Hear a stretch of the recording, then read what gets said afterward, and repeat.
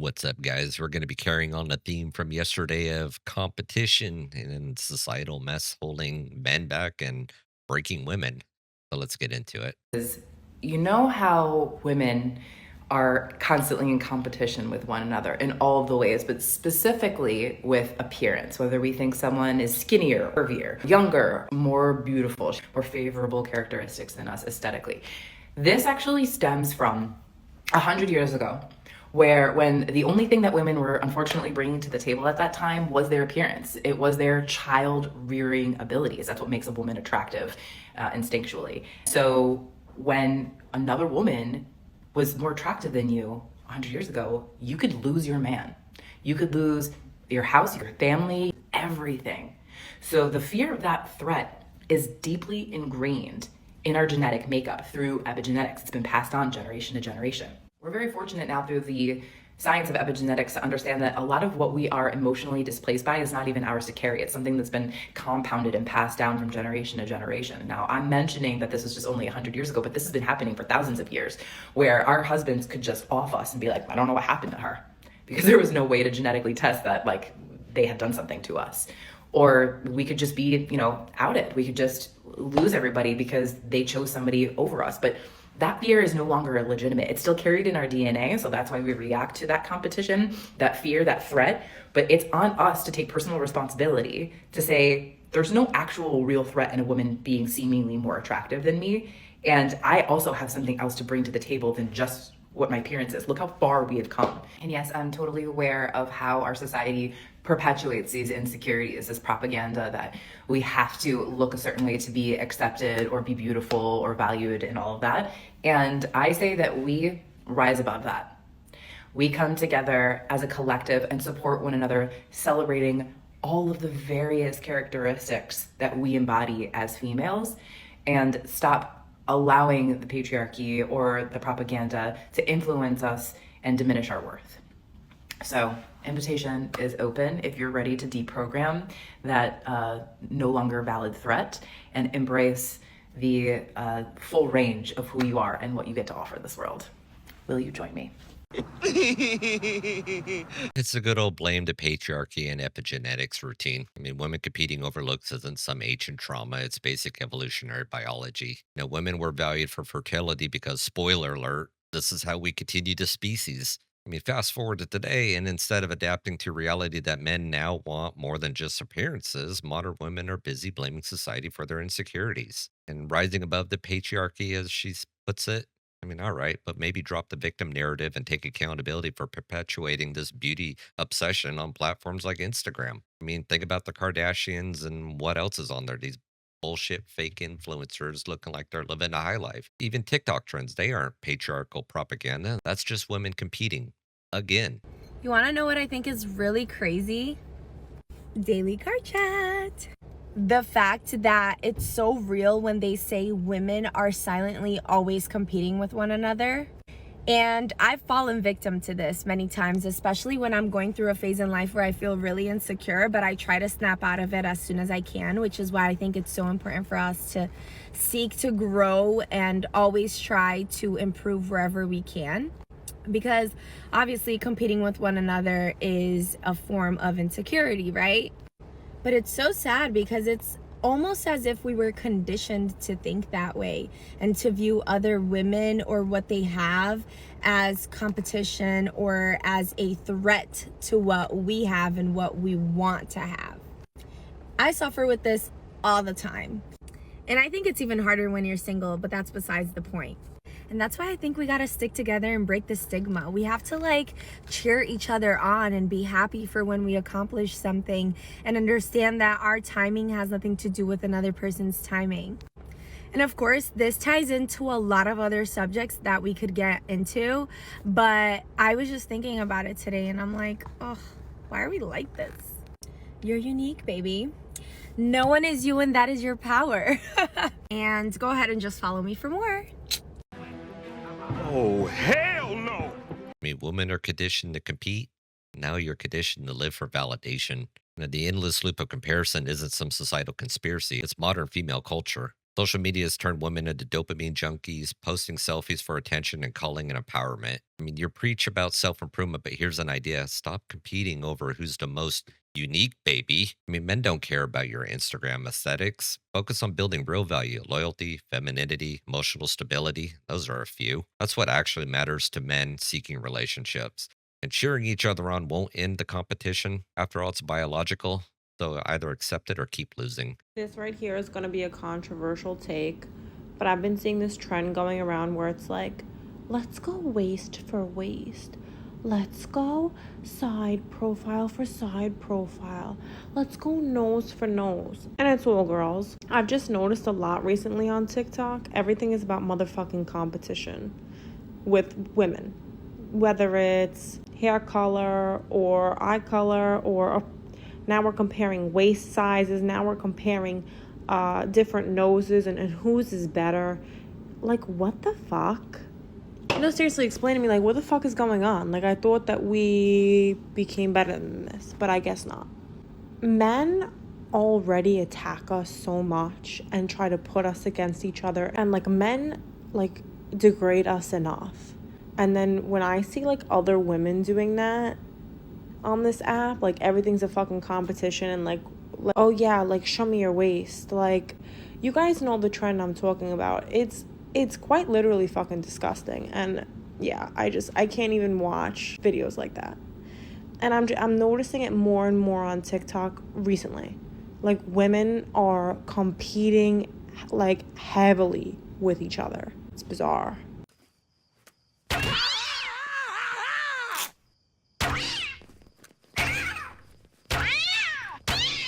Men aren't putting women against women. You guys are doing that just fine on your own. As TikTok is disgusting, yeah, but don't blame men for women tearing each other down. Women obsess over waist comparisons, nose shapes because your value system revolves around superficiality. Men aren't making you do this, you're just doing this to yourself. And instead of pretending this is some patriarchal ploy, maybe ask why women thrive on validation through looks. Men already deal with real competition, our careers, finances, fitness, not some stupid petty TikTok trends. And here's a thought: ditch the victimhood, stop weaponizing feminism to justify envy and self obsession. Fix your eternal world instead of blaming external forces. So there's a creator on this app talking about older women in their 40s, 50s, and 60s trying to compete with other women. We're trying to be seen. But before I get into it, like, follow, share, tag someone who may need to see this. And I'm about to give you my 2 cents on it. What are we competing with? What are we competing with? I mean, my understanding, life is a marathon. We are on our own paths. So what are we competing? You know what? I'm not going to say what am I competing with you, because I don't think I have any competition. And yeah, I'm about to be cocky with this. I have no competition. I'm about to be 53 years old in July. I have no competition. And then the fact that she said that, and she looked like she's about 45. I'm curious to see how old she is, because I think I look quite fabulous for my age. But she's saying that we're competing for attention. Like we desperate. Who desperate? Now I'll tell you, as we get older, especially in your late 40s and late 50s, and that wisdom kicks in. I think the blessed thing about going through perimenopause is you have no filter. And the wisdom that comes in, and you're caring for yourself more, and you're a lot wiser. And the fact that you don't take no shit off nobody. So who are we in competition with? I think maybe the other way around. Because I know us 70s, us Gen X women, we define age like nobody's business. So who are we in competition with? Please tell me. Please make it known, because I wasn't aware that I was in competition with nobody. For real though. Oh, you almost had it. You gotta be quicker than that. Competing and you say you're not.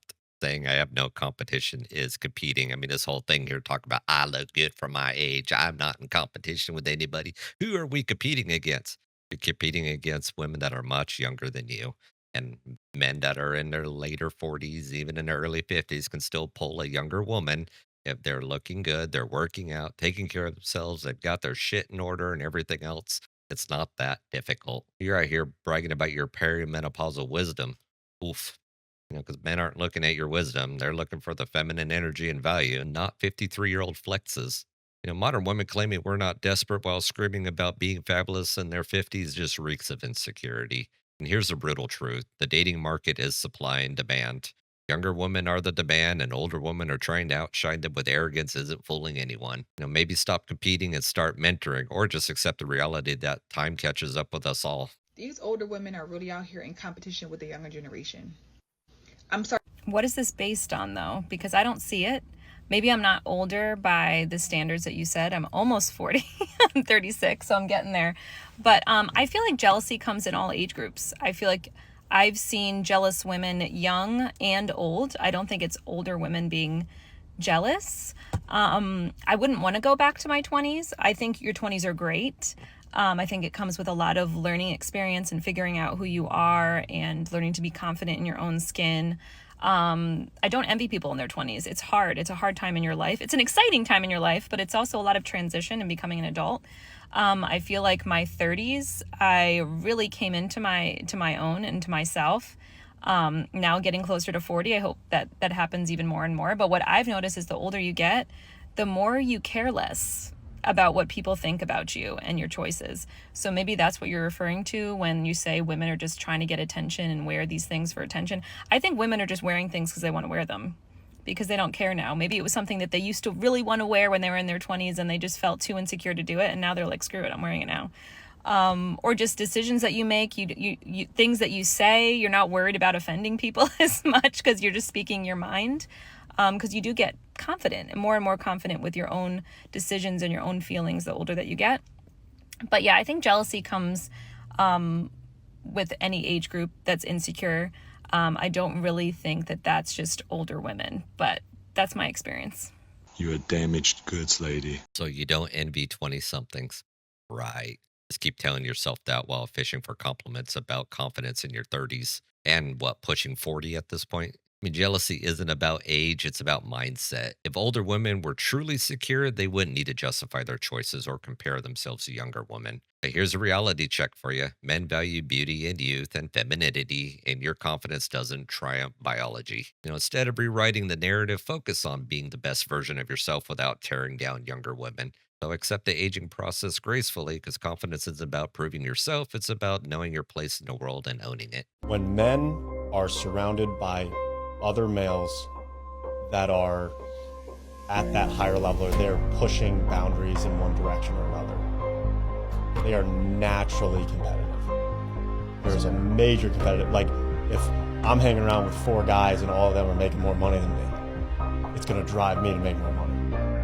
If I'm hanging around 5 guys and they're all in better shape than me, or they can lift more weights than me, it's gonna drive me to work out harder, to be better, to push myself to that next level.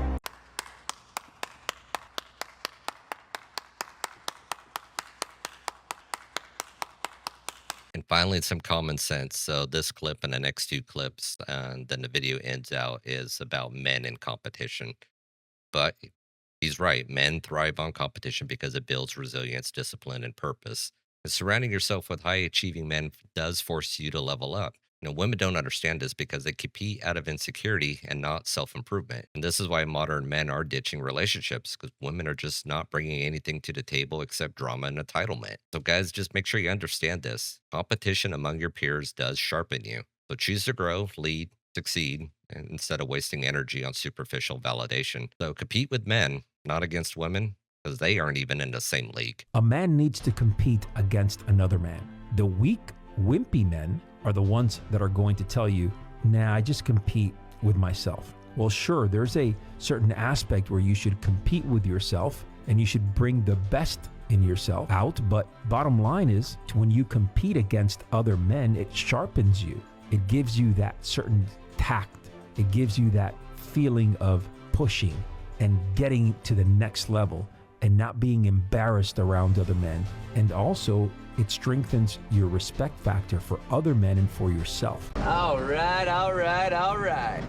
Weak men avoid competition is absolutely right. Competing with other men forces you to step up, just like I said in the last clip. Unlike women's pity party competitions on TikTok, real men understand that rivalry builds respect and sharpens skills. And this isn't toxic masculinity, it's just survival of the fittest. And men who reject competition aren't just lazy, they're liabilities. I mean, there's nothing wrong with coming home and watching the TV once in a while, playing video games, movie, stuff like that, but you got to do it in moderation. I mean, focus on what's really important, which is that grind and building yourself up. Competing isn't just about winning, it's about earning respect and leaving a legacy. And women don't respect wimps, simps, or anything that portrays a weak man. So compete hard, win harder, and leave excuses to the Instagram crowd. Men need competition, right? Men need competition. And what is competition? Well, competition is when you put or are put into rivalry with somebody else. Now, a rival does not mean that they are your enemy. It just means that they are on the opposite team and they are trying to win something, gain land, gain authority, gain something over you, right? But that does not make them your enemy. And I know deep down, you might not believe me. Doesn't matter. Men need competition to grow, to develop, to process things, especially when there's conflict with another man. When there's conflict with another man, competition is necessary. And this is why I encourage all parents to put your sons in some type of sport or martial art, okay, that gets physical, that they need to get physical, that teaches boys something different than it will teach a young lady. Yes, the core values like teamwork and cohesiveness, that's there.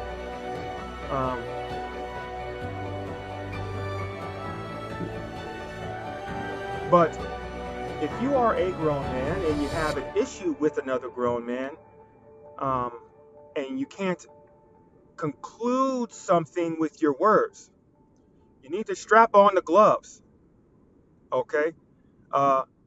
Go for a race, go like back to elementary with your problem solving skills, okay? We don't know how to problem solve. A lot of men don't know how to problem solve because they were not put into some type of competition. If you're not a good problem solver, how can you lead? The snowball goes downhill. You didn't know. Now you know. I like this one. Yeah, total facts. When he's talking about as adults strapping on the gloves, he doesn't mean for you to go and physically fight someone.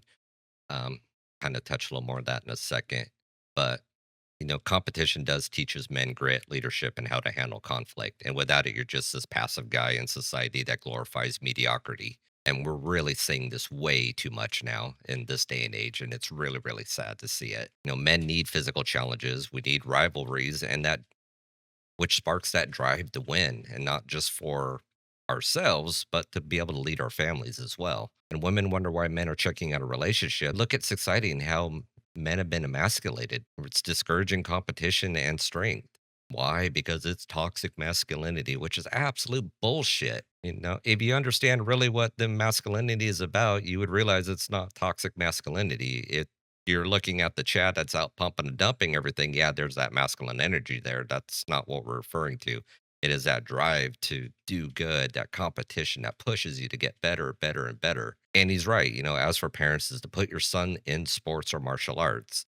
In high school, I played football. I ran track. You did have that teamwork building in there, that group cohesion that you would get amongst men. But there was also something that would spark deep down in you that you need to do better. You got to lift those weights, building.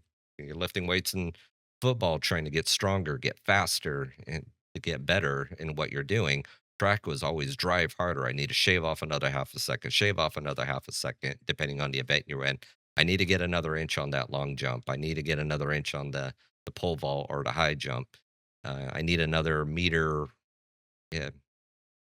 if I'm throwing discus, I didn't do discus or shot put. I ran hurdles, 400, 4 by 400, and 110, 200, and 100, and a 400. Jesus Christ, I did way too much in track.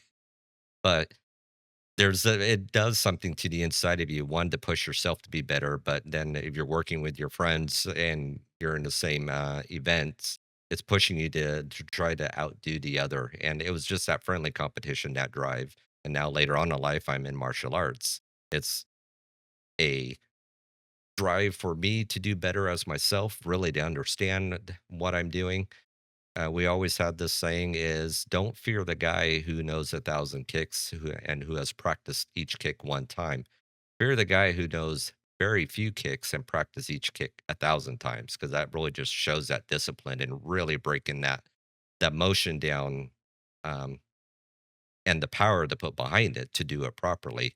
Um, so you take all that and you put it into real life, into your work, whatever it is that you're doing or you're studying, and you can just blow yourself up and do wonders. So yeah, put your sons in sports. It's going to teach them discipline, resilience, because weak men are going to crumble, and the strong man's going to build a foundation for everything worthwhile. Okay, that was a little bit of a soapbox rant there, but I think you guys get what I'm trying to say. Well, guys, modern society devalues masculinity, competition, and discipline.